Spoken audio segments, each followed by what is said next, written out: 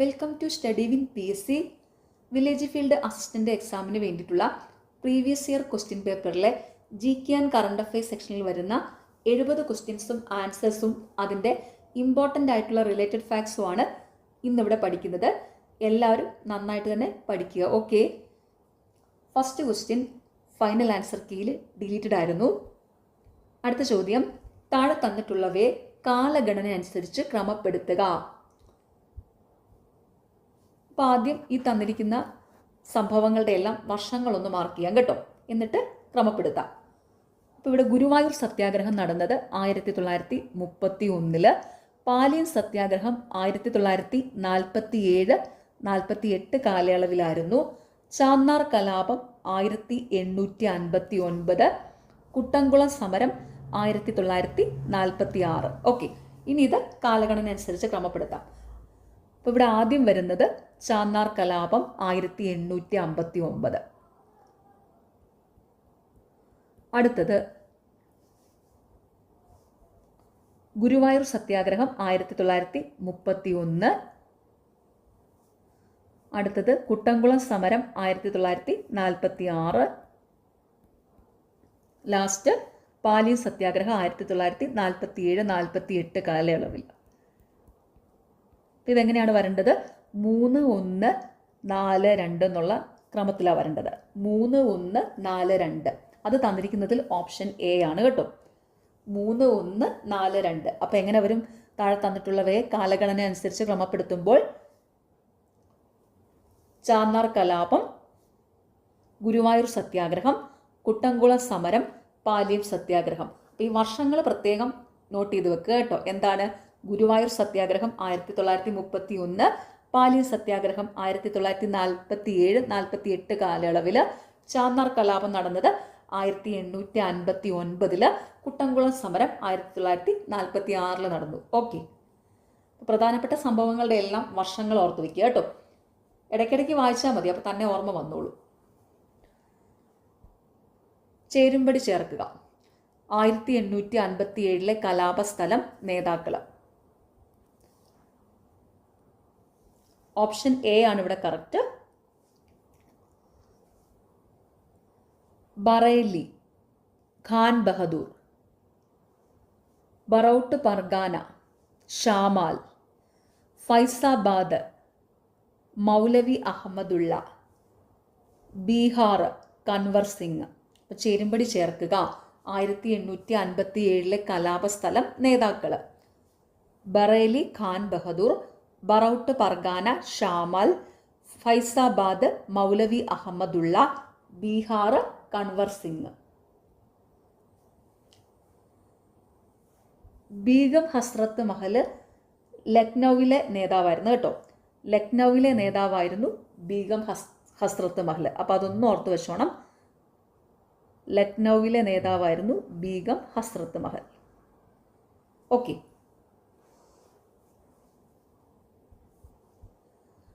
മഹാത്മാഗാന്ധി അധ്യക്ഷത വഹിച്ച Indian national Congress സമ്മേളനം. ഓപ്ഷൻ സി, ബെൽഗാം സമ്മേളനം 1924. മഹാത്മാഗാന്ധി അധ്യക്ഷത വഹിച്ച ഇന്ത്യൻ നാഷണൽ കോൺഗ്രസ് സമ്മേളനം ഏതായിരുന്നു? ബെൽഗാം സമ്മേളനം 1924 നടന്നത്. ഗാന്ധിജി അധ്യക്ഷനായ ഒരേ ഒരു കോൺഗ്രസ് സമ്മേളനമാണ് കേട്ടോ ഈ ബെൽഗാം സമ്മേളനം 1924. ഗാന്ധിജി അധ്യക്ഷനായിട്ടുള്ള ഒരേ ഒരു ഇന്ത്യൻ നാഷണൽ കോൺഗ്രസിന്റെ സമ്മേളനം നടന്നിട്ടുള്ളൂ. അത് ബെൽഗാം സമ്മേളനം 1924 ആയിരുന്നു. ഓക്കെ, അപ്പോൾ മഹാത്മാഗാന്ധി അധ്യക്ഷത വഹിച്ച ഇന്ത്യൻ നാഷണൽ കോൺഗ്രസ് സമ്മേളനം ഏതാണ്? ബെൽഗാം സമ്മേളനം 1924.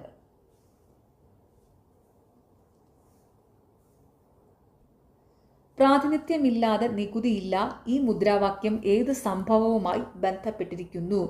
ഓപ്ഷൻ ഡി, അമേരിക്കൻ സ്വാതന്ത്ര്യ സമരം. പ്രാതിനിധ്യമില്ലാതെ നികുതിയില്ല ഈ മുദ്രാവാക്യം ഏത് സംഭവവുമായി ബന്ധപ്പെട്ടിരിക്കുന്നു? അമേരിക്കൻ സ്വാതന്ത്ര്യ സമരം.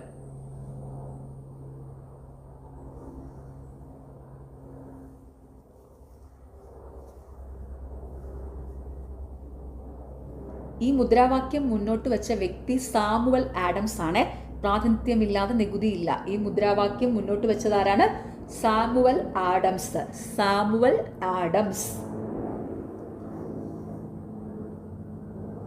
അമേരിക്കൻ സ്വാതന്ത്ര്യ സമരം എന്ന് പറയുമ്പം ഒരു കാര്യം പ്രത്യേകം ഓർക്കണം കേട്ടോ. ഈ ബോസ്റ്റൺ ടീ പാർട്ടി നടന്നത് 1773 ആ ഒരു പോയിന്റ് കൂടെ ഒന്ന് നോട്ട് ചെയ്ത് വെച്ചോണേ.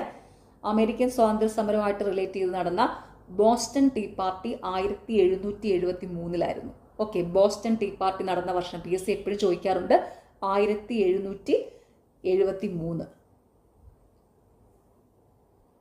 ഇന്ത്യയിൽ ആദ്യമായി യുനെസ്കോയുടെ സാഹിത്യ നഗര പദവി സ്വന്തമാക്കിയ നഗരം. Option B Kozhikode. ഇന്ത്യയിൽ ആദ്യമായിട്ട് യുനെസ്കോയുടെ സാഹിത്യ നഗര പദവി സ്വന്തമാക്കിയ നഗരം ഏതാണ്? കോഴിക്കോട്.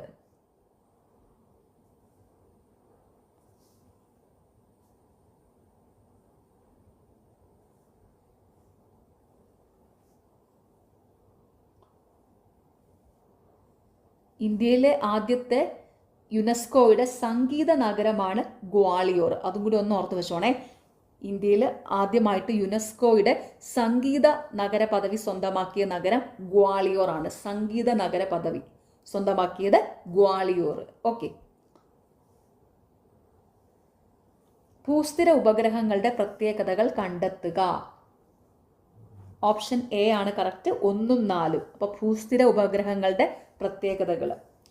സഞ്ചാരപഥം ഭൂമിയിൽ നിന്ന് ഏകദേശം 36,000 കിലോമീറ്റർ ഉയരത്തിലാണ്.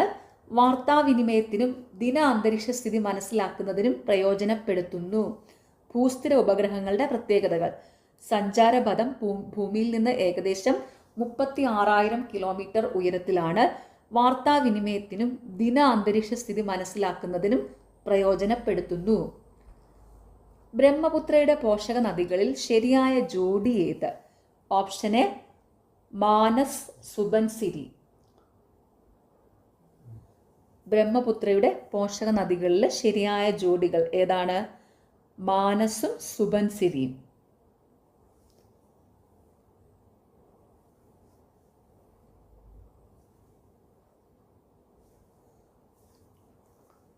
ഈ ഗോമതി, ഘാഗ്ര, സോണ് ഇത് മൂന്നും ഗംഗയുടെ പോഷക നദികളാണ് കേട്ടോ. ഗോമതി, ഘാഗ്ര, സോണ് ഇത് മൂന്നും ഗംഗയുടെ പോഷക നദികളാണ്.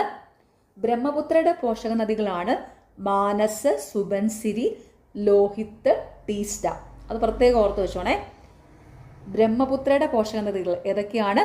മാനസ്, സുബൻസിരി, ലോഹിത്, ടീസ്റ്റ.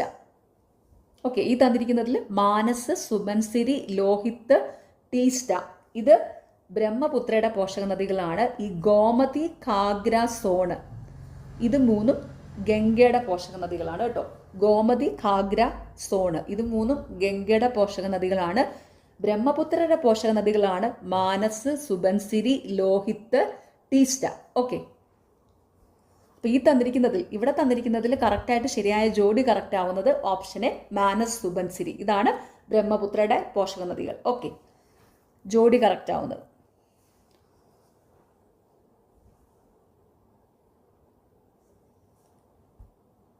ഭവാനിപ്പുഴയിൽ എത്തിച്ചേരുന്ന കൊടങ്ങരപ്പള്ളം പുഴ ഒഴുകുന്ന പ്രദേശം.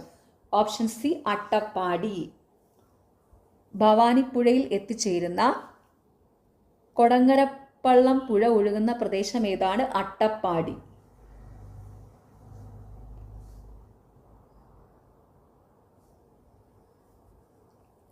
കേരളത്തിലെ കിഴക്കോട്ടൊഴുകുന്ന 3 നദികളിൽ ഒന്നാണ് ഈ ഭവാനി കേട്ടോ. കേരളത്തിലെ കിഴക്കോട്ടൊഴുകുന്ന 3 നദികളാണ് കബനി, ഭവാനി, പാമ്പാർ. ഓർത്തു വെക്കുക. കേരളത്തിലെ കിഴക്കോട്ടൊഴുകുന്ന 3 നദികളാണ് കബനി, ഭവാനി, പാമ്പാർ. ഓക്കെ. അടുത്ത ചോദ്യം PSCയുടെ ഫൈനൽ ആൻസർ കീഴിൽ ഡിലീറ്റഡ് ആയിരുന്നു കേട്ടോ. ഓക്കെ. കാറ്റുകളും പേര് നൽകിയ രാജ്യങ്ങളും ശരിയായ ജോഡി കണ്ടെത്തുക. ചുഴലിക്കാറ്റുകൾ പേര് നൽകിയ രാജ്യം. ഓപ്ഷൻ ബി ആണ് കറക്റ്റ്. രശ്മിമാല, ശ്രീലങ്ക. ചുഴലിക്കാറ്റുകളും പേര് നൽകിയ രാജ്യങ്ങളും ശരിയായ ജോഡി രശ്മിമാല, ശ്രീലങ്ക. 1991 ഇന്ത്യയിൽ നടപ്പിലാക്കിയ പുത്തൻ സാമ്പത്തിക നയത്തിന്റെ സവിശേഷതകൾ എന്തെല്ലാമാണ്? Option C only 1 and 2. 1991 ഇന്ത്യയിൽ നടപ്പിലാക്കിയ പുത്തൻ സാമ്പത്തിക നയത്തിന്റെ സവിശേഷതകൾ ഉദാരവൽക്കരണവും സ്വകാര്യവൽക്കരണവും ആഗോളവൽക്കരണം. 1991 ഇന്ത്യയിൽ നടപ്പിലാക്കിയ പുത്തൻ സാമ്പത്തിക നയത്തിന്റെ സവിശേഷതകൾ. ഉദാരവൽക്കരണവും സ്വകാര്യവൽക്കരണവും ആഗോളവൽക്കരണം. ഇത് LPG മോഡൽ എന്നാണ് അറിയപ്പെടുന്നത് കേട്ടോ. അതൊന്ന് ഓർത്ത് വെച്ചോണേ. LPG മോഡൽ, അതായത് ഇത്രേ ഉള്ളൂ. ഉദാരവൽക്കരണം എന്ന് വെച്ചാൽ എന്താ? ലിബറൈസേഷൻ. സ്വകാര്യവൽക്കരണം എന്ന് പറയുമ്പോൾ അത് പ്രൈവറ്റൈസേഷൻ. ആഗോളവൽക്കരണം എന്ന് പറയുമ്പോൾ അത് ഗ്ലോബലൈസേഷൻ. അങ്ങനെയാണിത് LPG മോഡൽ എന്നറിയപ്പെടുന്നത് കേട്ടോ. 1991 ഇന്ത്യയിൽ നടപ്പിലാക്കിയ പുത്തൻ സാമ്പത്തിക നയം അറിയപ്പെടുന്നത് LPG മോഡൽ എന്നാണ്. ഈ LPG മോഡൽ കൊണ്ട് ഉദ്ദേശിക്കുന്നത് ഈ 3 കാര്യങ്ങളാണ്. ഉദാരവൽക്കരണം, സ്വകാര്യവൽക്കരണം, ആഗോളവൽക്കരണം.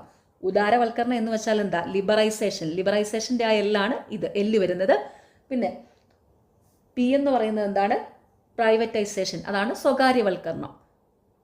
ആഗോളവൽക്കരണം എന്ന് പറയുമ്പോൾ അതെന്താ? ഗ്ലോബലൈസേഷൻ. അപ്പോൾ ഇതെന്താ? LPG മോഡൽ എന്നാണ് ഇത് അറിയപ്പെടുന്നത് കേട്ടോ. ഓക്കെ, അതും കൂടെ ജസ്റ്റ് ഒന്ന് മനസ്സിലാക്കി വെക്കുക. LPG എന്ന് ഓർത്താൽ മതി. അപ്പം നമുക്ക് പെട്ടെന്ന് തന്നെ മനസ്സിലാക്കാൻ പറ്റും 1991 ഇന്ത്യയിൽ നടപ്പിലാക്കിയ പുത്തൻ സാമ്പത്തിക നയത്തിന്റെ സവിശേഷതകൾ ഏതാണ്? LPG എന്ന് ഓർത്ത് വെക്കുക. LPG model. എന്ന് വെച്ചാൽ എന്താ? ഉദാരവൽക്കരണം, അതായത് ഇംഗ്ലീഷിൽ ലിബറൈസേഷൻ. സ്വകാര്യവൽക്കരണം എന്താണ്? പ്രൈവറ്റൈസേഷൻ, അതാണ് P വരുന്നത്. ആഗോളവൽക്കരണം, ഗ്ലോബലൈസേഷൻ, അതാണ് G. ഓക്കെ. നബാർഡ് സ്ഥാപിതമായ വർഷം. Option A 1982. നബാർഡ് സ്ഥാപിതമായത് എന്നാണ്? 1982. 1982 ജൂലൈ 12 നബാർഡ് സ്ഥാപിതമായത്. ഈ ഫുള്ള് മന്ത് ആൻഡ് ഡേറ്റും കൂടെ ഓർത്ത് വെക്കണേ. ചില പരീക്ഷകളിൽ ഈ മന്ത് ആൻഡ് ഡേറ്റും കൂടെ ചേർത്തായിരിക്കും ചോദിക്കുന്നത്. അപ്പോൾ എങ്ങനെ വരും? നബാർഡ് സ്ഥാപിതമായത് എന്നാണ്? 1982 ജൂലൈ 12. നബാർഡിൻ്റെ ആസ്ഥാനം മുംബൈയിലാണ്. നബാർഡിൻ്റെ ആസ്ഥാനം സ്ഥിതി ചെയ്യുന്നത് മുംബൈയിലാണ്. ശിവരാമൻ കമ്മിറ്റിയുടെ ശുപാർശ പ്രകാരമാണ് നബാർഡ് സ്ഥാപിതമായത്. ഏത് കമ്മിറ്റിയുടെ ശുപാർശ പ്രകാരമാണ് നബാർഡ് സ്ഥാപിതമായത്? ശിവരാമൻ കമ്മിറ്റിയുടെ. അതും കൂടെ ഓർത്ത് വെക്കുക കേട്ടോ. ശിവരാമൻ കമ്മിറ്റിയുടെ ശുപാർശ പ്രകാരമാണ് നബാർഡ് സ്ഥാപിതമായത്. നബാർഡിന്റെ ആസ്ഥാനം മുംബൈ ആണ്.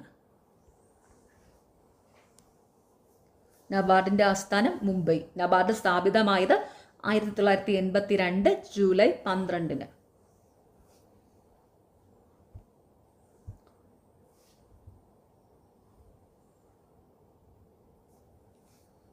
ഹരിത വിപ്ലവത്തിന്റെ സവിശേഷതകളിൽ ഉൾപ്പെടാത്തത് ഏത്? ഓപ്ഷൻ ഡി കർഷകരുടെ കുടിയേറ്റം. ഹരിത വിപ്ലവത്തിന്റെ സവിശേഷതകളിൽ ഉൾപ്പെടാത്തത് കർഷകരുടെ കുടിയേറ്റം.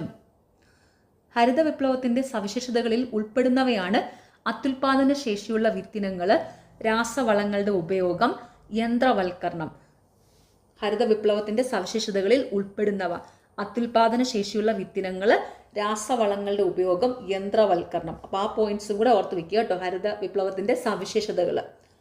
ഇന്ത്യൻ ഹരിത വിപ്ലവത്തിന്റെ പിതാവ് എന്നറിയപ്പെടുന്നത് MS സ്വാമിനാഥനാണ്.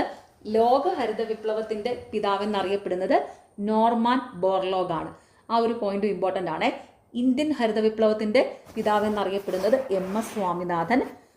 ലോക ഹരിത വിപ്ലവത്തിന്റെ പിതാവ് എന്നറിയപ്പെടുന്നത് നോർമാൻ ബോർലോഗ്. 1991 പുത്തൻ സാമ്പത്തിക നയം നടപ്പിലാക്കിയപ്പോൾ ഇന്ത്യയുടെ ധനകാര്യ വകുപ്പ് മന്ത്രി ആരായിരുന്നു? Option C doctor Manmohan Singh. 1991 പുത്തൻ സാമ്പത്തിക നയം നടപ്പിലാക്കിയപ്പോൾ ഇന്ത്യയുടെ ധനകാര്യ വകുപ്പ് മന്ത്രി ആരായിരുന്നു? ഡോക്ടർ മൻമോഹൻ സിംഗ്.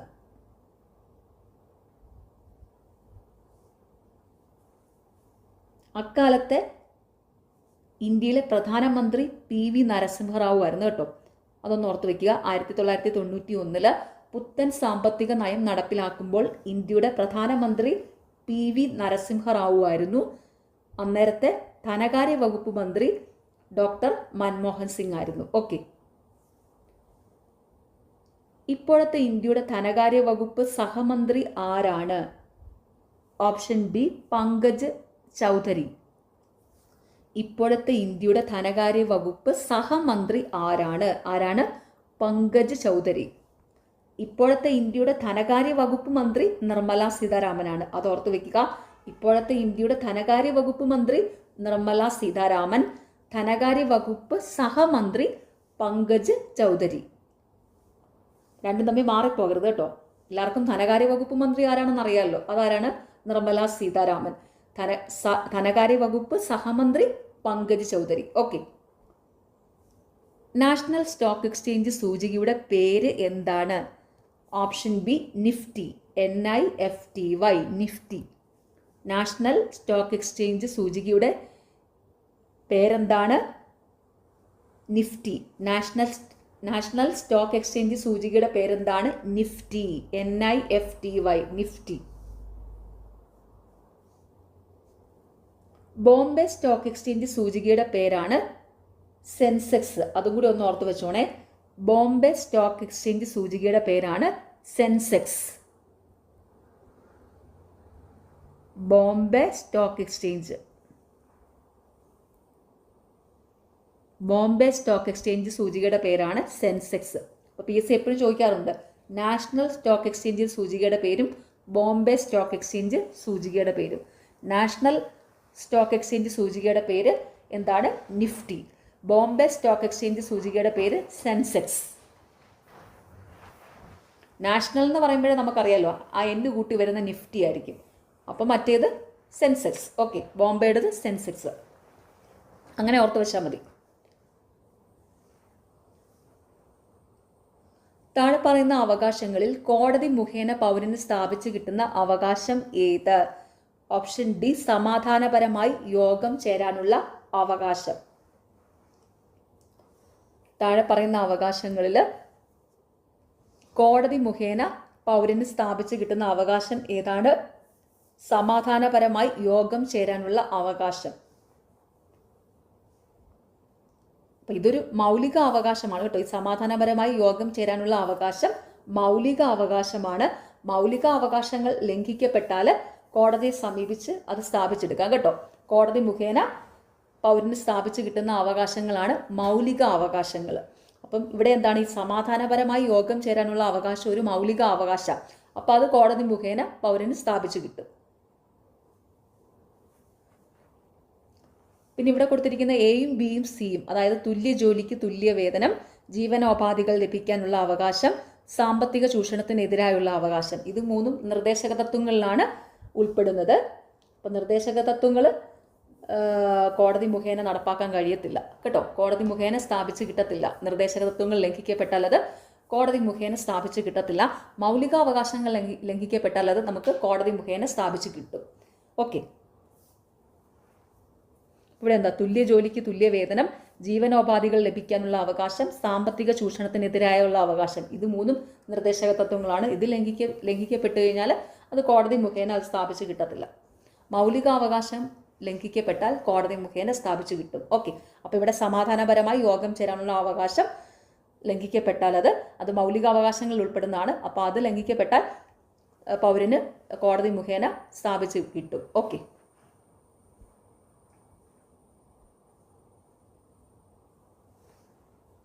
നിയമനിർമ്മാണത്തിനുള്ള അധികാരം പാർലമെന്റിനാണ്. താഴെ പറയുന്ന പ്രസ്താവനകളിൽ ശരിയായത് ഏതെല്ലാം? ഓപ്ഷനെ 1, 3 മാത്രം. നിയമനിർമ്മാണത്തിനുള്ള അധികാരം ആർക്കാണ്? പാർലമെന്റിനാണ്. നിയമനിർമ്മാണത്തിനുള്ള അധികാരം പാർലമെന്റിനാണ്. താഴെ പറയുന്ന പ്രസ്താവനകളിൽ ശരിയായത്: നിയമനിർമ്മാണത്തിൽ രാജ്യസഭയ്ക്കും ലോകസഭയ്ക്കും തുല്യ അധികാരമാണ്. നിയമനിർമ്മാണത്തിൽ രാഷ്ട്രപതിക്ക് പരിമിതമായ വീറ്റോ അധികാരമുണ്ട്. നിയമനിർമ്മാണത്തിനുള്ള അധികാരം പാർലമെന്റിനാണ്. താഴെ പറയുന്ന പ്രസ്താവനകളിൽ ശരിയായവ: നിയമനിർമ്മാണത്തിൽ രാജ്യസഭയ്ക്കും ലോകസഭയ്ക്കും തുല്യ അധികാരമാണ്. നിയമനിർമ്മാണത്തിൽ രാഷ്ട്രപതിക്ക് പരിമിതമായ വീറ്റോ അധികാരമുണ്ട്.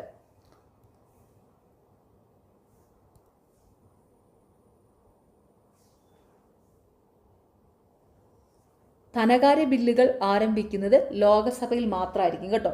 രാജ്യസഭയിലല്ല, ലോകസഭയിലാണ്. ധനകാര്യ ബില്ലുകൾ ആരംഭിക്കുന്നത് ലോകസഭയിൽ മാത്രമാണ്. ഓർത്തു വയ്ക്കുക, ധനകാര്യ ബില്ലുകൾ ആരംഭിക്കുന്നത് ലോകസഭയിൽ മാത്രമാണ്. താഴെ പറയുന്ന സംസ്ഥാനങ്ങളിൽ ദ്വിമണ്ഡല സമ്പ്രദായം ബൈകാർമലൈസേഷൻ നിലനിൽക്കുന്ന സംസ്ഥാനം ഏത്? Option A Karnataka. താഴെ പറയുന്ന സംസ്ഥാനങ്ങളിൽ ദ്വിമണ്ഡല സമ്പ്രദായം ബൈകാർമലൈസേഷൻ നിലനിൽക്കുന്ന സംസ്ഥാനം ഏതാണ്? കർണാടക. ഇന്ത്യയിലെ 6 സംസ്ഥാനങ്ങളിലാണ് ദ്വിമണ്ഡല സഭയുള്ളത്. 6 സംസ്ഥാനങ്ങളാണ് ആന്ധ്രാപ്രദേശ്, തെലങ്കാന, കർണാടക, മഹാരാഷ്ട്ര, ഉത്തർപ്രദേശ്, ബീഹാർ. ഓർത്തു വയ്ക്കുക, ഇന്ത്യയിലെ 6 സംസ്ഥാനങ്ങളിലാണ് ദ്വിമണ്ഡല സഭ അല്ലെങ്കിൽ ബൈകാർമലൈസേഷൻ നിലനിൽക്കുന്നത്. ഏതൊക്കെയാണ്? ആന്ധ്രാപ്രദേശ്, തെലങ്കാന, കർണാടക, മഹാരാഷ്ട്ര, ഉത്തർപ്രദേശ്, ബീഹാർ. അത് ഓർത്തു വയ്ക്കാനുള്ള കോഡ് ഷോർട്സിലുണ്ട്, ഞാൻ ഇവിടെ ഒന്ന് പറയാം കേട്ടോ. കോഡ് ഇതാണ്: അബു KTM എടുത്തു. അബു KTM എന്ന് ഓർത്ത് വയ്ക്കുക, അല്ലെങ്കിൽ അബു KTM എടുത്തു എന്ന് ഓർത്ത് വയ്ക്കുക. നിങ്ങൾക്ക് എങ്ങനെ വേണമെങ്കിലും ഓർത്ത് വെക്കാവേ.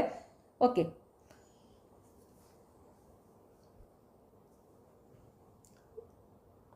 A Andhra Pradesh,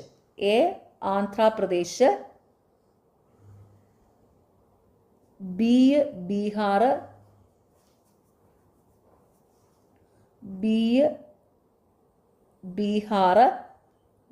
U Uttar Pradesh, K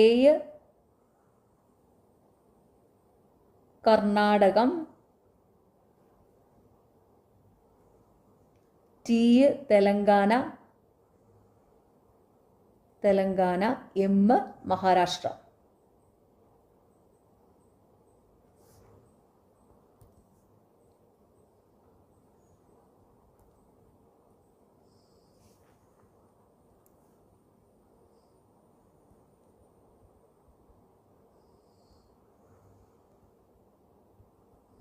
ഓർത്ത് വയ്ക്കുക, കോഡ് ഇതാണ്.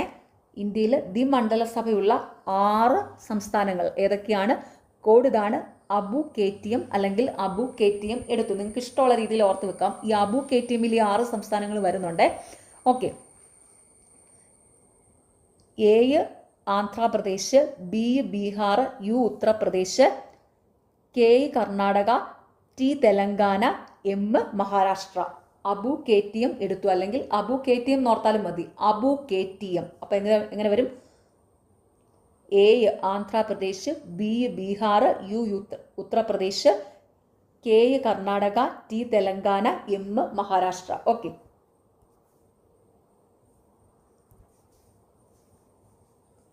ഇന്ത്യൻ ഭരണഘടനയിലെ നിയമവാഴ്ച എന്ന ആശയം ഏത് വിദേശ ഭരണഘടനയുടെ സ്വാധീനത്താൽ ഉൾപ്പെടുത്തിയതാണ്? Option C Britain. ഇന്ത്യൻ ഭരണഘടനയിലെ നിയമവാഴ്ച എന്ന ആശയം ഏത് വിദേശ ഭരണഘടനയുടെ സ്വാധീനത്താൽ ഉൾപ്പെടുത്തിയതാണ്? ബ്രിട്ടൻ. നിയമവാഴ്ച ബ്രിട്ടൻ. അടുത്ത ചോദ്യം PSCയുടെ ഫൈനൽ ആൻസർ കീയിൽ ഡിലീറ്റഡ് ആയിരുന്നു.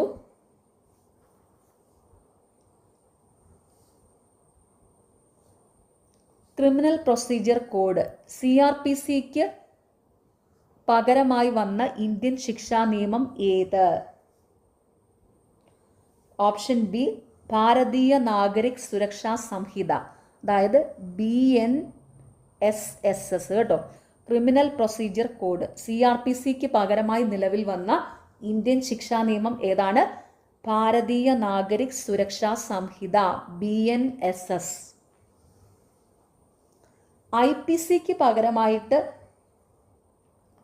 നിലവിൽ വന്ന ഇന്ത്യൻ ശിക്ഷാ നിയമമാണ് BNS. അതൊന്ന് ഓർത്ത് വെച്ചോണം. ഭാരതീയ ന്യായ സംഹിത, ഇതാണ് BNS. ഈ BNS എന്തിനു പകരമായിട്ടാണ്? IPCക്ക് പകരമായിട്ടാണ് നിലവിൽ വന്നത് കേട്ടോ. IPCക്ക് പകരമായിട്ടാണ് BNS, ഭാരതീയ ന്യായ സംഹിത നിലവിൽ വന്നത്. ഇന്ത്യൻ എവിഡൻസ് ആക്ടിന് പകരമായിട്ടാണ് ഭാരതീയ സാക്ഷ്യ അധിനിയം നിലവിൽ വന്നത്. BSA, ഭാരതീയ സാക്ഷ്യ അധിനിയം. BSA നിലവിൽ വന്നിരിക്കുന്നത് ഇന്ത്യൻ എവിഡൻസ് ആക്ടിന് പകരമായിട്ടാണ്. ഇന്ത്യൻ എവിഡൻസ് ആക്ടിന് പകരം, ഇന്ത്യൻ എവിഡൻസ് ആക്ടിന് പകരമായിട്ടാണ് ഭാരതീയ സാക്ഷ്യ അധിനിയം BSA നിലവിൽ വന്നത്. ഓക്കെ, അപ്പോൾ ഓർത്ത് വെക്കുക എന്താണ്, ഇതെല്ലാം ഓർത്ത് വെച്ചോണം കേട്ടോ. ക്രിമിനൽ പ്രൊസീജിയർ കോഡ് CRPCക്ക് പകരമായിട്ട് നിലവിൽ വന്ന ഇന്ത്യൻ ശിക്ഷാ നിയമമാണ് BNSS, അതായത് ഭാരതീയ നാഗരിക് സുരക്ഷാ സംഹിത. IPCക്ക് പകരമായിട്ട് നിലവിൽ വന്നതാണ് ഭാരതീയ ന്യായ സംഹിത BNS. ഇന്ത്യൻ എവിഡൻസ് ആക്ടിന് പകരമായിട്ട് നിലവിൽ വന്നതാണ് BSA, അതായത് ഭാരതീയ സാക്ഷ്യ അധിനിയം. നാറ്റോയുടെ നിലവിലെ secretary general, option B mark Rutte. NATO സൈനിക സഖ്യത്തിന്റെ സെക്രട്ടറി ജനറൽ ആരാണ്? Mark Rutte. ഓർത്ത് വെച്ചോണേ, നാറ്റോ സൈനിക സഖ്യത്തിന്റെ സെക്രട്ടറി ജനറൽ ആരാണ്? Mark Rutte.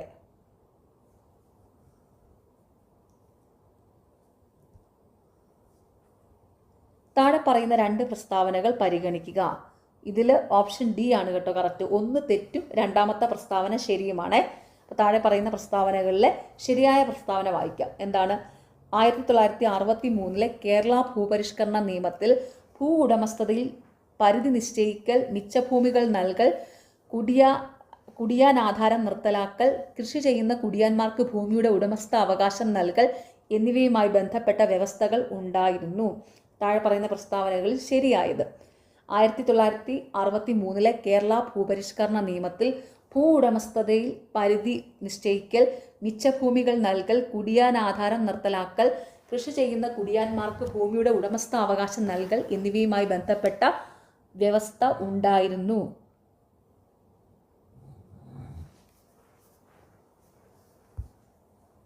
ആയിരത്തി 1957 EMS സർക്കാരിൻ്റെ കാലത്താണ് ആദ്യ ഭൂപരിഷ്കരണ ബില്ല് അവതരിപ്പിച്ചത്. 1963 R. ശങ്കർ മുഖ്യമന്ത്രി ആയിരുന്നപ്പോഴാണ് ഭൂപരിഷ്കരണ നിയമം പാസ്സാക്കിയത്. 1970 ജനുവരി 1 ഇത് പ്രാബല്യത്തിൽ വന്നു, ഈ ഭൂപരിഷ്കരണ നിയമം. അന്നേരം മുഖ്യമന്ത്രി ആയിരുന്നത് C. അച്യുതമേനോൻ ആയിരുന്നു. അപ്പോൾ ആ പോയിന്റ്സ് ഒന്ന് മനസ്സിലാക്കി വെക്കുക കേട്ടോ. 1957 EMS സർക്കാരിൻ്റെ കാലത്താണ് ആദ്യ ഭൂപരിഷ്കരണ ബില്ല് അവതരിപ്പിച്ചത്. 1963 R. ശങ്കർ മുഖ്യമന്ത്രി ആയിരുന്നപ്പോഴാണ് ഭൂപരിഷ്കരണ നിയമം പാസ്സാക്കിയത്. 1970 ജനുവരി 1 ഇത് പ്രാബല്യത്തിൽ വന്ന സമയത്ത് മുഖ്യമന്ത്രി C. അച്യുതമേനോൻ ആയിരുന്നു.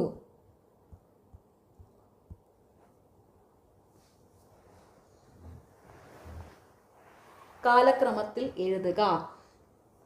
MGNREGS, JRY, SGRY, IRDP. അപ്പോൾ ആദ്യം ഇതിൻ്റെ വർഷങ്ങളൊന്ന് എഴുതാം.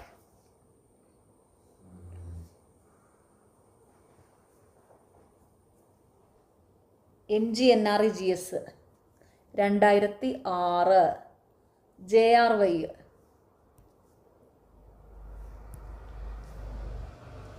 JRY 1989, SGRY 2001, IRDP 1978. ഓക്കെ, അപ്പോൾ ഇനി ഇത് ഓർഡർ നോക്കിക്കേ എങ്ങനെ വരും. ഇവിടെ ഏതാണ്? 1978 ആണല്ലോ ആദ്യം വരേണ്ടത്. അപ്പോൾ IRDP ആദ്യം 4 വരും. പിന്നെ എന്താണ് വരുന്നത്? 78 കഴിഞ്ഞ് പിന്നെ ഏതാ? 1989. അപ്പോൾ അത് JRY ആണ്. അപ്പോൾ അതെന്താ? 2 വരും. പിന്നെ ഏതാണ്? 2001 വരുന്ന ഏതാ? SGRY ആ. അപ്പോൾ അതേതാ? 3ലാണ്. പിന്നെ ലാസ്റ്റ് ഏതാണ്? MGNREGS, അത് 2006, അത് 1 വരും. അപ്പോൾ നോക്കിക്കേ എങ്ങനെയാണ് വരേണ്ടത്? 4, 2, 3, 1. 4, 2, 3, 1 എന്ന് പറയുന്നത് ഓപ്ഷൻ സിയിലാണേ. അപ്പോൾ ഈ വർഷങ്ങളെല്ലാം ഒന്ന് ഓർത്ത് വയ്ക്കുക കേട്ടോ. അപ്പോൾ എന്താണ് കാലക്രമത്തിൽ എഴുതാനായിട്ട്? MGNREGS 2006, JRY 1989, SGRY 2001, IRDP 1978. അപ്പോൾ അതെങ്ങനെയാണ് വരേണ്ടത്? IRDP, JRY, SGRY, MGNREGS. Okay. 2008 Kerala നെൽവയൽ തണ്ണീർത്തട സംരക്ഷണ നിയമത്തെ സംബന്ധിക്കുന്ന തെറ്റായ പ്രസ്താവനകൾ കണ്ടെത്തുക. Option A 3, 4.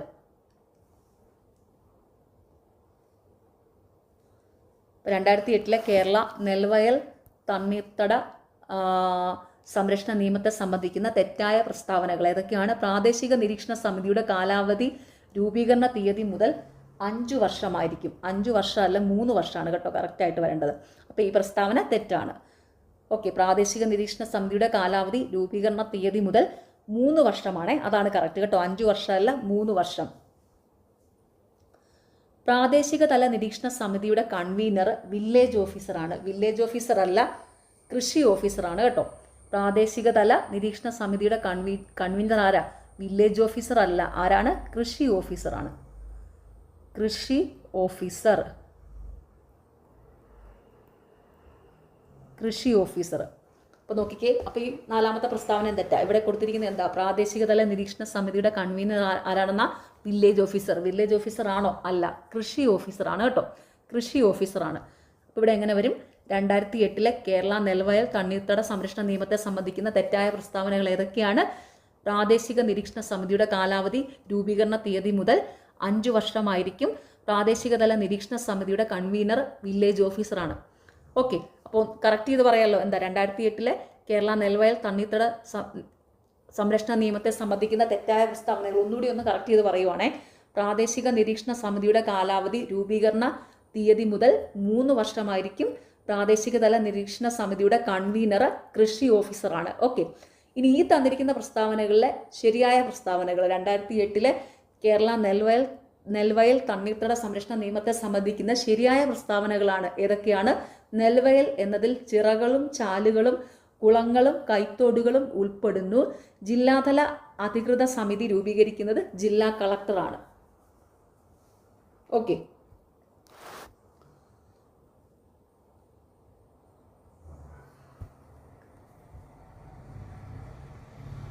ഭരണഘടനാ അനുച്ഛേദവും അനുബന്ധ കമ്മീഷനും കണ്ടെത്തുക.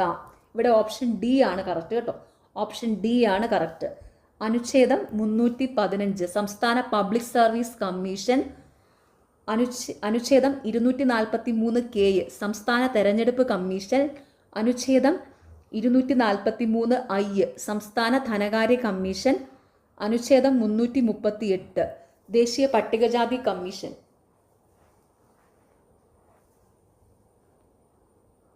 ഭരണഘടനാ അനുച്ഛേദവും അനുബന്ധ കമ്മീഷനും കണ്ടെത്തുക.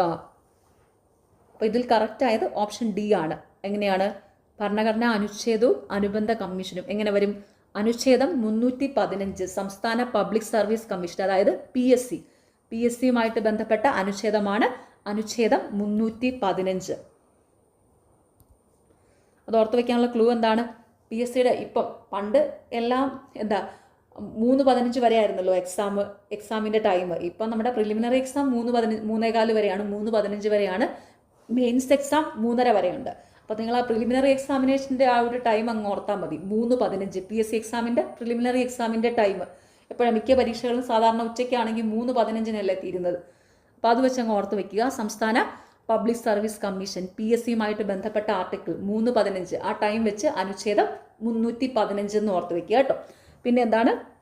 അനുച്ഛേദം 243 സംസ്ഥാന തെരഞ്ഞെടുപ്പ് കമ്മീഷൻ. അനുച്ഛേദം 243 സംസ്ഥാന തെരഞ്ഞെടുപ്പ് കമ്മീഷൻ. അനുച്ഛേദം 243 ധനകാര്യ കമ്മീഷൻ. അനുച്ഛേദം 243 സംസ്ഥാന ധനകാര്യ കമ്മീഷൻ.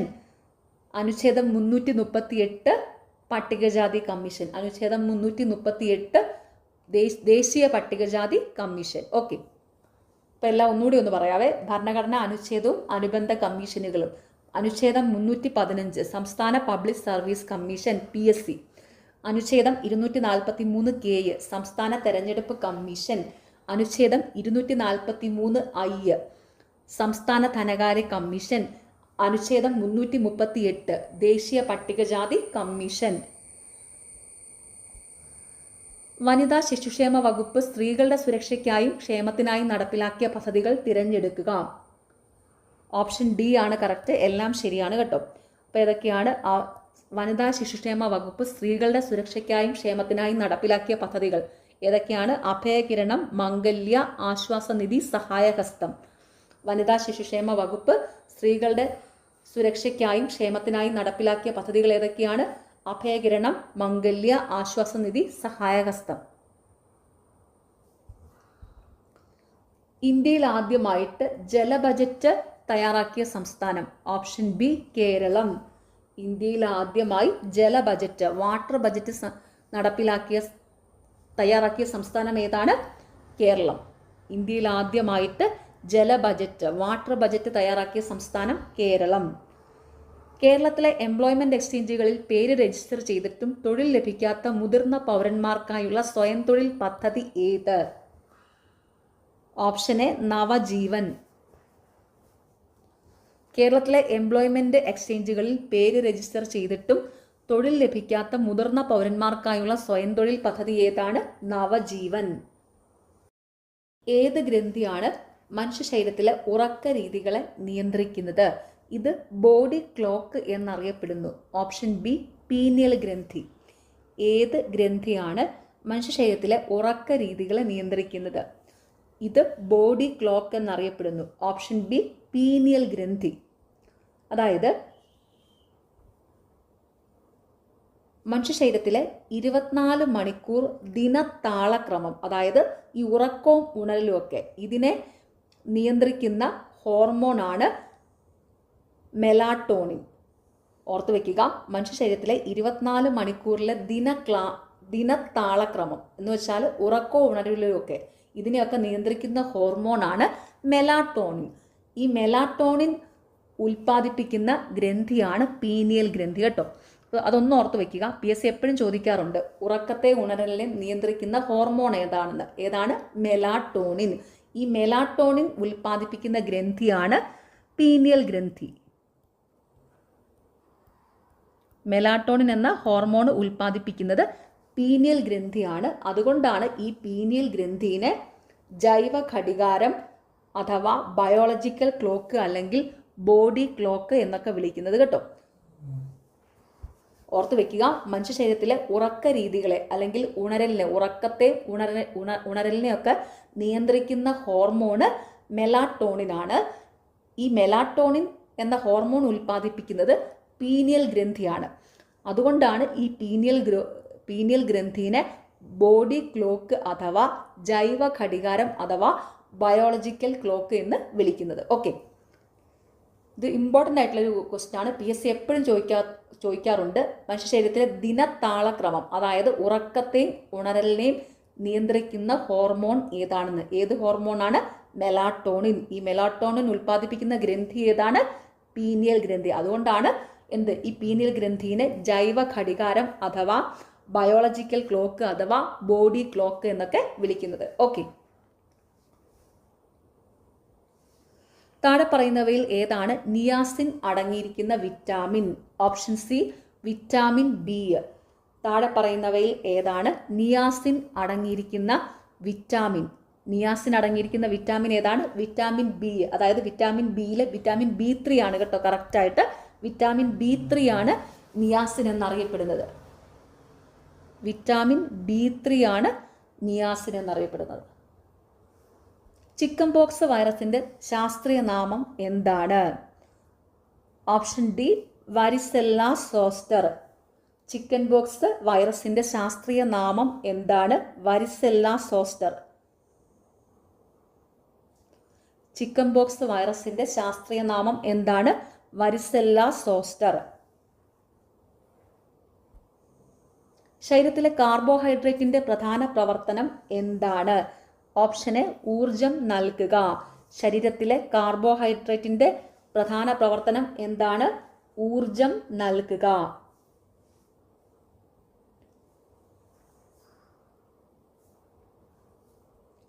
3R തത്വത്തിന്റെ ശരിയായ ക്രമം ഏതാണ്? ഓപ്ഷൻ സി കുറയ്ക്കുക, വീണ്ടും ഉപയോഗിക്കുക, റീസൈക്കിൾ ചെയ്യുക. 3R തത്വത്തിന്റെ ശരിയായ ക്രമം എന്താണ്? കുറയ്ക്കുക, വീണ്ടും ഉപയോഗിക്കുക, റീസൈക്കിൾ ചെയ്യുക. അതായത് റെഡ്യൂസ്, റീയൂസ്, റീസൈക്കിൾ കേട്ടോ. Reduce, reuse, recycle. 3R തത്വത്തിന്റെ ശരിയായ ക്രമം കുറയ്ക്കുക, റെഡ്യൂസ് ചെയ്യുക, വീണ്ടും ഉപയോഗിക്കുക, റീയൂസ് ചെയ്യുക, റീസൈക്കിൾ ചെയ്യുക. ഓക്കെ, എല്ലുകളെ തമ്മിൽ ബന്ധിപ്പിച്ചിരിക്കുന്ന ഇലാസ്റ്റിക് ടിഷ്യൂ ഡാഷ് ആണ്. ഓപ്ഷൻ ഡി ലിഗമെന്റുകൾ. എല്ലുകളെ തമ്മിൽ ബന്ധിപ്പിച്ചിരിക്കുന്ന ഇലാസ്റ്റിക് ടിഷ്യൂ ഏതാണ്? ലിഗമെന്റുകൾ. എല്ലുകളെയും പേശികളെയും തമ്മിൽ ബന്ധിപ്പിച്ചിരിക്കുന്നത് ടെൻഡനുകളാണ്. അതൊന്ന് ഓർത്തു വെച്ചോണം. എല്ലുകളെയും പേശികളെയും തമ്മിൽ ബന്ധിപ്പിക്കുന്നത് ടെൻഡനാണ്.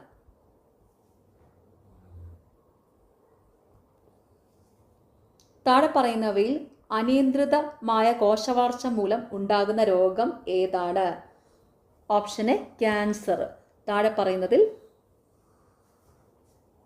അനിയന്ത്രിതമായ കോശവാർച്ച മൂലം ഉണ്ടാകുന്ന രോഗം ഏതാണ്? ക്യാൻസർ.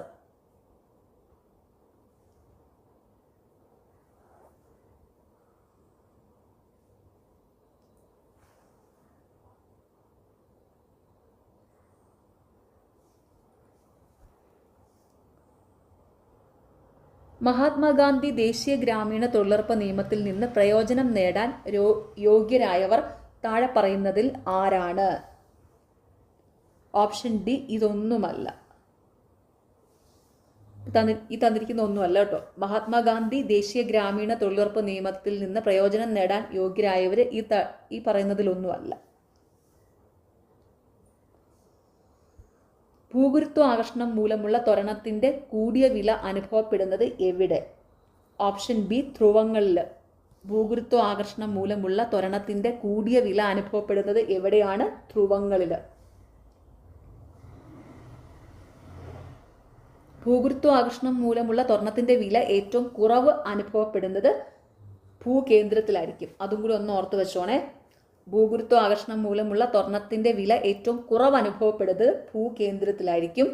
ഭൂഗുരുത്വാകർഷണം മൂലമുള്ള ത്വരണത്തിന്റെ വില ഏറ്റവും കൂടുതൽ അനുഭവപ്പെടുന്നത് ധ്രുവങ്ങളിലായിരിക്കും. ഓക്കെ. മാധ്യമത്തിന്റെ സഹായമില്ലാതെ താപം ഒരിടത്ത് നിന്ന് മറ്റൊരിടത്തേക്ക് പ്രവഹിക്കുന്ന രീതി. ഓപ്ഷൻ എ വികിരണം.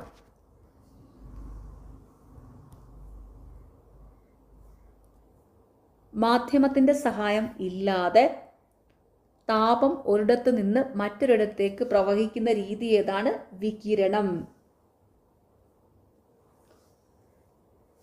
ദ്രാവകങ്ങളിലും വാതകങ്ങളിലും താപം പ്രേഷണം ചെയ്യുന്ന രീതിയാണ് സംവഹനം കേട്ടോ. ദ്രാവകങ്ങളിലും വാതകങ്ങളിലും താപം പ്രേഷണം ചെയ്യുന്ന രീതിയാണ് സംവഹനം. ഖരവസ്തുക്കളിൽ താപം പ്രേഷണം ചെയ്യുന്ന രീതിയാണ് ചാലനം. ഖരവസ്തുക്കളിൽ താപം പ്രേഷണം ചെയ്യുന്ന രീതിയാണ് ചാലനം. ദ്രാവകങ്ങളിലും വാതകങ്ങളിലും താപം പ്രേഷണം ചെയ്യുന്ന രീതിയാണ് സംവഹനം. ഓക്കെ. അപ്പോൾ അതൊന്ന് ഓർത്ത് വയ്ക്കുക. താപം പ്രവഹിക്കുന്ന രീതികൾ: വികിരണം, ചാലനം, സംവഹനം.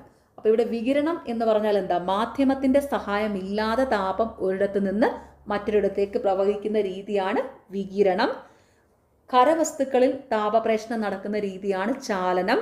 ദ്രാവകങ്ങളിലും വാതകങ്ങളിലും താപപ്രേഷണം നടക്കുന്നത് സംവഹന രൂപത്തിലാണ്. ഓക്കെ.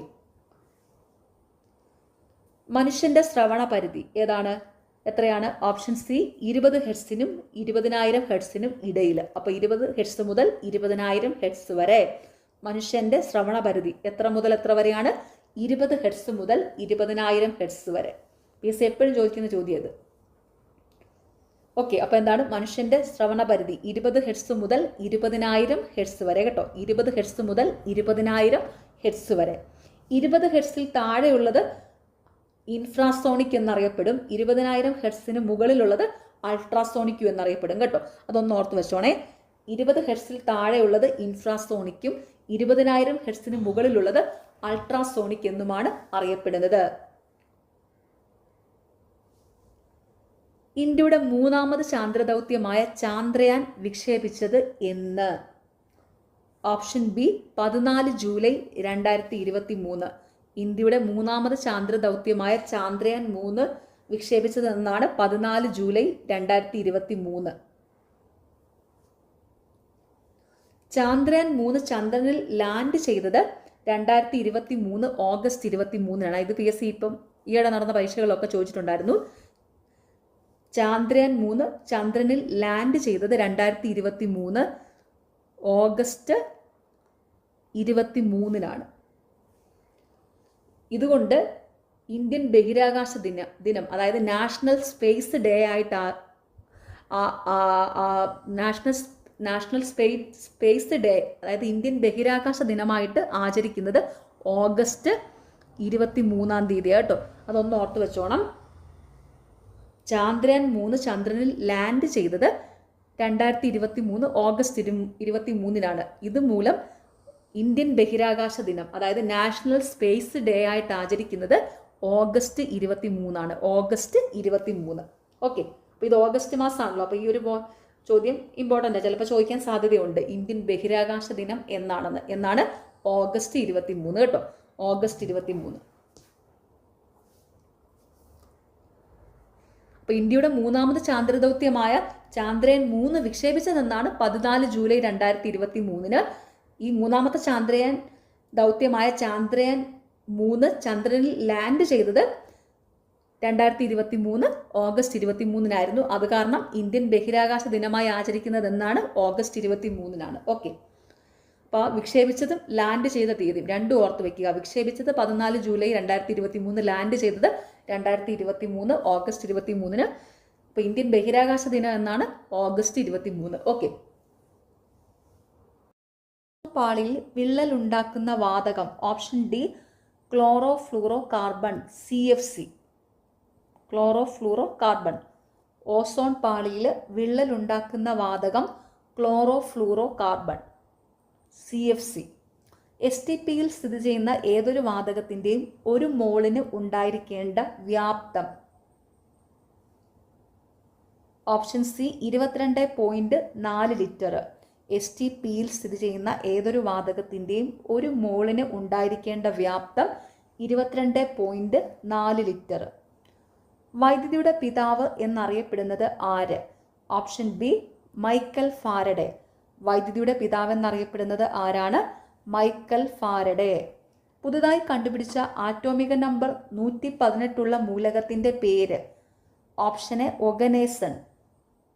പുതുതായി കണ്ടുപിടിച്ച ആറ്റോമിക നമ്പർ 118 മൂലകത്തിൻ്റെ പേര് ഒഗനേസൺ. ആറ്റം എന്ന പദം നിർദ്ദേശിച്ച ശാസ്ത്രജ്ഞൻ ആര്? Option C Democritus. ആറ്റം എന്ന പദം നിർദ്ദേശിച്ച ശാസ്ത്രജ്ഞൻ ആരാണ്? ഡെമോക്രിറ്റസ്.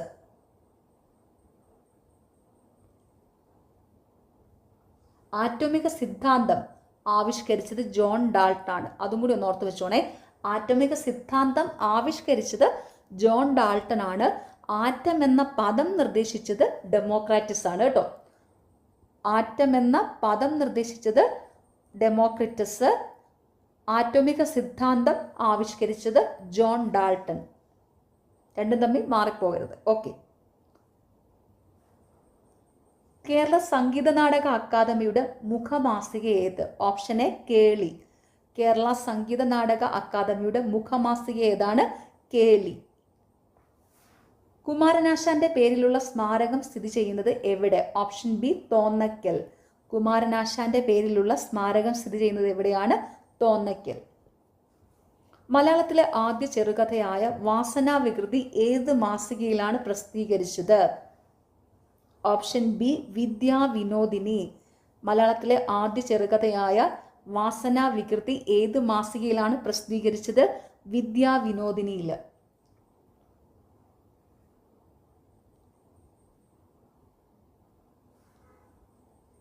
വാസനാവികൃതിയുടെ രചയിതാവ് വേങ്ങയിൽ കുഞ്ഞിരാമനാണ് കേട്ടോ. ഒന്ന് ഓർത്ത് വെച്ചോണം. മലയാളത്തിലെ ആദ്യ ചെറുകഥയായ വാസനാവികൃതിയുടെ രചയിതാവ് വേങ്ങയിൽ കുഞ്ഞിരാമൻ നായരാണ്. വാസനാവികൃതിയുടെ രചയിതാവ് വേങ്ങയിൽ കുഞ്ഞിരാമൻ നായർ. വാസനാവികൃതി ഏത് മാസികയിലാണ് പ്രസിദ്ധീകരിച്ചത്? വിദ്യാവിനോദിനിയിൽ. മലയാളത്തിലെ ആദ്യ ചെറുകഥ ഏതാണ്? വാസനാവികൃതി. മലയാളത്തിലെ ആദ്യ ചെറുകഥ ഏതാണ്? വാസനാവികൃതി. ചെറിയ കുട്ടികളല്ലേ വികൃതിയൊക്കെ കാണിക്കുന്നത്, അപ്പോൾ അതങ്ങനെ ഓർത്ത് വെക്കുക. മലയാളത്തിലെ ആദ്യ ചെറുകഥ വാസനാവികൃതി. ഓർത്ത് വെക്കാനുള്ള ക്ലൂ എന്താണ്? ചെറിയ കുട്ടികളാണ് വികൃതികൾ കാണിക്കുന്നത്. അപ്പം മലയാളത്തിലെ ആദ്യത്തെ ചെറുകഥ ഏതാണ്? വാസനാവികൃതി. ഓക്കെ. വയനാട് ദേശം പശ്ചാത്തലമായി വരുന്ന ഷീല ടോമിയുടെ നോവൽ ഏത്? Option C Valli. വയനാട് ദേശം പശ്ചാത്തലമായി വരുന്ന ഷീല ടോമിയുടെ നോവൽ ഏതാണ്? വല്ലി.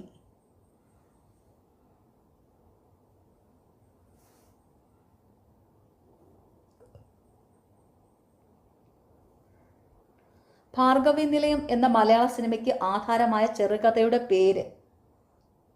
ഓപ്ഷൻ ബി നീല വെളിച്ചം.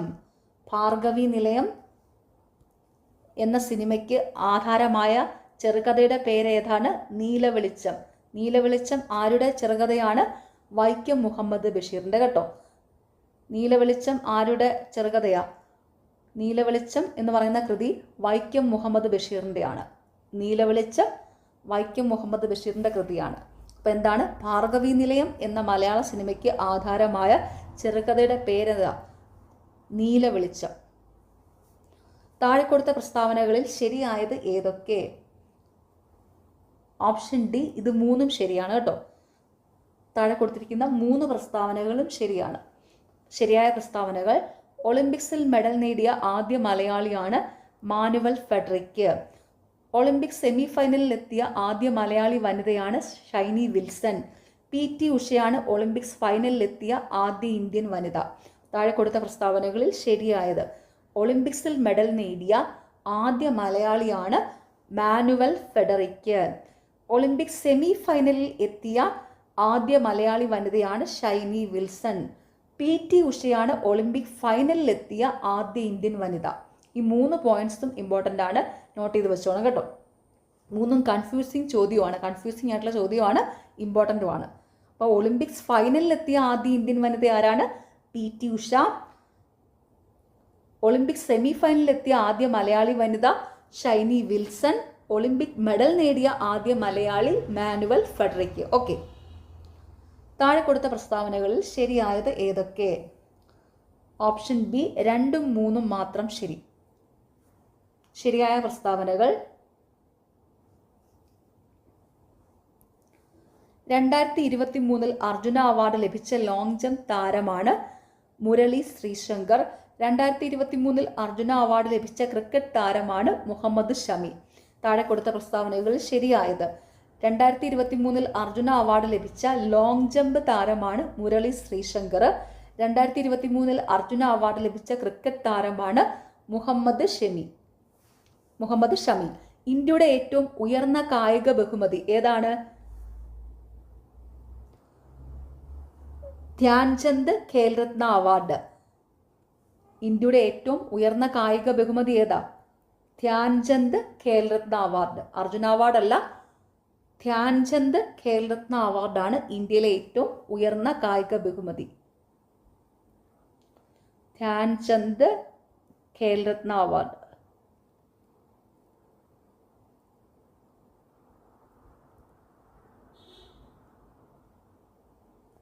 ഇന്ത്യയുടെ ഏറ്റവും ഉയർന്ന കായിക ബഹുമതി ഏതാണ്? ധ്യാൻചന്ദ് ഖേൽരത്ന അവാർഡ്. കമ്പ്യൂട്ടറിന്റെ ഇൻപുട്ട് ഉപകരണങ്ങളിൽ ഉൾപ്പെടാത്തത് ഏത്? Option C plotter. പ്ലോട്ടർ ഒരു ഔട്ട്പുട്ട് ഉപകരണമാണ് കേട്ടോ. പ്ലോട്ടർ ഔട്ട്പുട്ട് ഉപകരണമാണ്. അപ്പോൾ കമ്പ്യൂട്ടറിന്റെ ഇൻപുട്ട് ഉപകരണങ്ങളിൽ ഉൾപ്പെടാത്തത് ഈ തന്നിരിക്കുന്നത് ഏതാ? പ്ലോട്ടർ. പ്ലോട്ടർ ഔട്ട്പുട്ട് ഉപകരണമാണ്. ഓക്കെ. ഇവിടെ തന്നിരിക്കുന്നതിൽ കമ്പ്യൂട്ടറിന്റെ ഇൻപുട്ട് ഉപകരണങ്ങൾ ഏതൊക്കെയാണ്? Keyboard, track board, barcode reader. അതും കൂടി ഒന്ന് ഓർത്ത് വെച്ചോണേ. ഇൻപുട്ട് ഉപകരണങ്ങൾ ഏതൊക്കെയാണ്? Keyboard, track board, barcode reader. Output ഉപകരണം പ്ലോട്ടർ. GPS-ന്റെ പൂർണ്ണരൂപം? Option D global positioning system. GPS-ന്റെ പൂർണ്ണരൂപം ഗ്ലോബൽ പൊസിഷനിങ് സിസ്റ്റം. വെബ് ബ്രൗസറിന് ഉദാഹരണം അല്ലാത്തത് ഏത്? Option D cookie. വെബ് ബ്രൗസറിന് ഉദാഹരണം അല്ലാത്തത് ഏതാണ്? കുക്കി. കുക്കി എന്ന് വെച്ചാൽ ചെറിയ ഡേറ്റ ഫയലാണ് കേട്ടോ. ബ്രൗസർ അല്ല, ചെറിയ ഡേറ്റ ഫയലാണ് കുക്കി. വെബ് ബ്രൗസറിന് ഉദാഹരണങ്ങളാണ് സഫാരി, ഓപ്പറ, ഫയർഫോക്സ്. ഓർത്ത് വെക്കുക, വെബ് ബ്രൗസറിന് ഉദാഹരണങ്ങളാണ് സഫാരി, ഓപ്പറ, ഫയർഫോക്സ്. മൈക്രോസോഫ്റ്റിന്റെ പുതിയ AI സംവിധാനം? Option B Copilot. മൈക്രോസോഫ്റ്റിന്റെ പുതിയ AI സംവിധാനമാണ് കോ പൈലറ്റ്. ഗൂഗിളിന്റെ AI സംവിധാനമാണ് ജെമിനി. ഗൂഗിളിന്റെ AI സംവിധാനമാണ് ജെമിനി. ഓപ്പൺ എഐയുടെ AI സംവിധാനമാണ് ChatGPT. ഓപ്പൺ എഐയുടെ AI സംവിധാനമാണ് ChatGPT. ജെമിനി നിങ്ങൾക്ക് എല്ലാവർക്കും അറിയാമായിരിക്കുമല്ലേ, ഗൂഗിളിൻ്റെ ആണെന്ന് അല്ലേ? ബാക്കി രണ്ടും ഒന്ന് പ്രത്യേകം നോട്ട് ചെയ്ത് ഓർത്ത് വെക്കുക കേട്ടോ. ജെമിനി ഗൂഗിളിൻ്റെ ആണെന്ന് മിക്കവർക്കും അറിയാമായിരിക്കും അല്ലേ? ഗൂഗിളിൻ്റെ AI സംവിധാനമാണ് ജെമിനി. അതുപോലെ മൈക്രോസോഫ്റ്റിൻ്റെ AI സംവിധാനമാണ് കോപ്പൈലറ്റ്. ഓപ്പൺ എഐയുടെ AI സംവിധാനമാണ് ChatGPT. ഓക്കെ, താഴെ പറയുന്നതിൽ ആർട്ടിഫിഷ്യൽ ഇൻ്റലിജൻസിൻ്റെ പൊതുവായ ഭാഷ ഏതാണ്? Option A Python. ആർട്ടിഫിഷ്യൽ ഇൻ്റലിജൻസിൻ്റെ പൊതുവായ ഭാഷ ഏതാണ്? പൈത്തൺ. ഒരു വ്യക്തിക്ക് വിവരാവകാശ നിയമം 2005 പ്രകാരം തൊഴിലിടങ്ങളിൽ നിന്ന് അല്ലെങ്കിൽ സർക്കാർ സ്ഥാപനങ്ങളിൽ നിന്നോ വിവരം ലഭിക്കണമെന്നുണ്ടെങ്കിൽ ആരെയാണ് സമീപിക്കുന്നത്? Option B public information officer, PIO. Public information officer, PIO. ഒരു വ്യക്തിക്ക് വിവരാവകാശ നിയമം 2005 പ്രകാരം തൊഴിലിടങ്ങളിൽ നിന്ന് അല്ലെങ്കിൽ സർക്കാർ സ്ഥാപനങ്ങളിൽ നിന്നോ വിവരം ലഭിക്കണമെന്നുണ്ടെങ്കിൽ ആരെയാണ് സമീപിക്കുന്നത്? പബ്ലിക് ഇൻഫർമേഷൻ ഓഫീസർ, PIO-നെയാണ് കേട്ടോ. 2012 പോക്സോ നിയമം ബാധകം ആകുന്നത്? ഓപ്ഷൻ എ ഇന്ത്യ മുഴുവൻ. 2012 പോക്സോ നിയമം ബാധകമാകുന്നത് India മുഴുവനാണ്.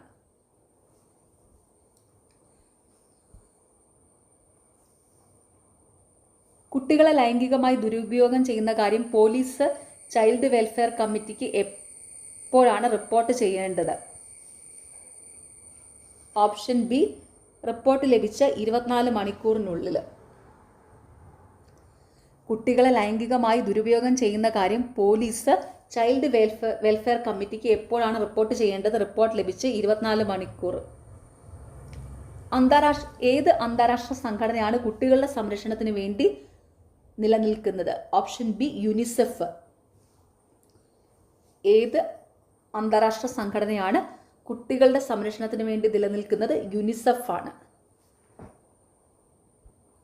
United Nations International Children's Emergency Fund, അതാണ് അതിൻ്റെ പൂർണ്ണരൂപമേ. യുനിസെഫിൻ്റെ പൂർണ്ണരൂപം United Nations International Children's Emergency Fund.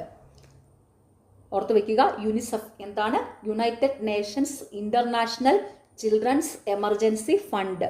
അപ്പോൾ ഏത് അന്താരാഷ്ട്ര സംഘടനയാണ് കുട്ടികളുടെ സംരക്ഷണത്തിന് വേണ്ടി നിലനിൽക്കുന്നത്? യുനിസെഫ്.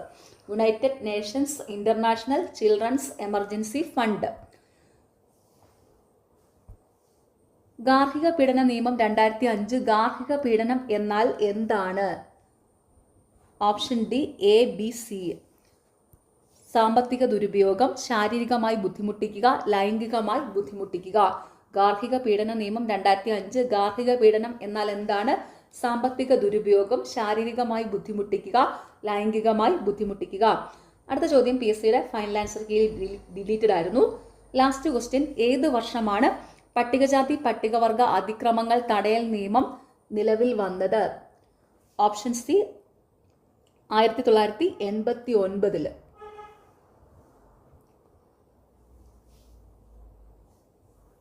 ഏത് വർഷമാണ് പട്ടികജാതി പട്ടികവർഗ നിയമം നിലവിൽ വന്നത്? 1989.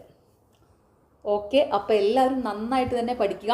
നമ്മുടെ ഈ ചാനലിൽ VFAയുടെ കോച്ചിങ് ക്ലാസ്സസ് ഫ്രീ ആയിട്ട് യൂട്യൂബിൽ ക്ലാസ്സുകൾ കൊടുക്കുന്നുണ്ട്. English, Malayalam, English grammar, Malayalam വ്യാകരണം, GK, കറണ്ട് അഫെയർസ്, മാത്സ് എല്ലാം ഉണ്ട് കേട്ടോ. അപ്പോൾ നിങ്ങൾ മാക്സിമം നന്നായിട്ട് തന്നെ എല്ലാവരും പഠിക്കുക. അതുപോലെ യൂണിവേഴ്സിറ്റി അസിസ്റ്റൻറ്റിൻ്റെ ക്ലാസ്സുകളും കൊടുത്തു തുടങ്ങുക കേട്ടോ. ഇപ്പോൾ ഇതുവരെ സ്റ്റാർട്ട് ചെയ്തിട്ടില്ല. യൂണിവേഴ്സിറ്റി അസിസ്റ്റൻറ്റിൻ്റെ ക്ലാസ്സുകൾ ഉടനെ തന്നെ സ്റ്റാർട്ട് ചെയ്യുന്നതായിരിക്കും. ഓക്കെ, അപ്പോൾ ഇനിയുള്ള എല്ലാ PSC പരീക്ഷകളുടെ ഫ്രീ ആയിട്ടുള്ള ക്ലാസ്സുകൾ നമ്മുടെ യൂട്യൂബിൽ ഈ ഒരു ചാനലിൽ അവൈലബിൾ ആണ്. അപ്പോൾ താല്പര്യമുള്ളവർ ചാനൽ സബ്സ്ക്രൈബ് ചെയ്യുക. നിങ്ങൾക്ക് ഈ ചാനൽ ഇഷ്ടപ്പെടുന്നുണ്ടെങ്കിൽ സബ്സ്ക്രൈബ് ചെയ്യുക, സപ്പോർട്ട് ചെയ്യുക, ഷെയർ ചെയ്യുക. പിന്നെ ഈ വീഡിയോയുടെ താഴെ കാണുന്ന ഹൈപ്പ് എന്നുള്ളൊരു ഓപ്ഷൻ ഉണ്ട്, അതും കൂടി ഒന്ന് ക്ലിക്ക് ചെയ്ത് സപ്പോർട്ട് ചെയ്യുക. താല്പര്യമുള്ളവർ Study Win PSC Telegram channel join ചെയ്യുക. ടെലഗ്രാം ചാനലിൽ ഇമ്പോർട്ടൻ്റ് ആയിട്ടുള്ള നോട്ട്സ് ഒക്കെ അവൈലബിൾ ആണ്. അതുപോലെ റീസെൻ്റ്ലി നടക്കുന്ന PSC എക്സാമുകളുടെ provisional answer key, final answer key, mark ചെയ്ത PDF-കളൊക്കെ ടെലഗ്രാം ചാനലിൽ അവൈലബിൾ ആണ്. അപ്പോൾ എല്ലാവരും നന്നായിട്ട് തന്നെ പഠിക്കുക. ഓക്കെ, എല്ലാവർക്കും താങ്ക്